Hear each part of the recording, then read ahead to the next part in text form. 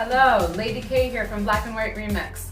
Ready to do another spectacular, fun transformation to a couple amazing pieces. These pieces were picked up by actually a client of ours who recently purchased another piece for her boutique.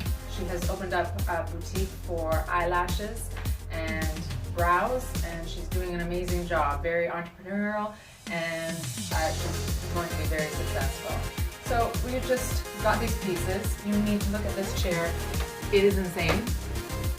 The details on this already just scream like it's crazy. I don't even know where she got it or what its initial purpose was, but it's awesome. She also has a little table, which I will show you up close and just go through what we're going to do. It is black and gold, and this chair is going to be black to match another piece.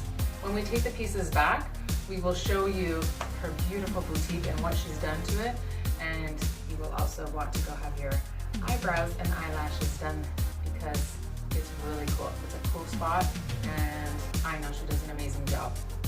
So I'm going to walk you through now, through the pieces in particularly, and then when we take it back, we'll see how it looks in her awesome space.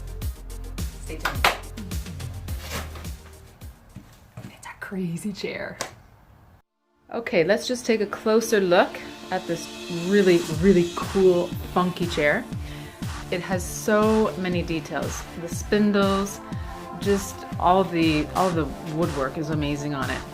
I believe Carolyn is currently going to have the seat covered in either a black velvet or a black leather, either way, and this chair is going to be black as of today. And I just wanted to show you also, she bought this really cool, this two-tier table. So we're gonna try and take it apart and see if we are successful and make these gold legs and the gold pole and the two tiers. We'll just sand them down and make them black to match. And as the cherry on top, she found this awesome place card holder so she can just put her pricing out for her clients. So we'll also make that gold. So this is what it looks like now, and after a day of black and gold, we'll see how it turns out.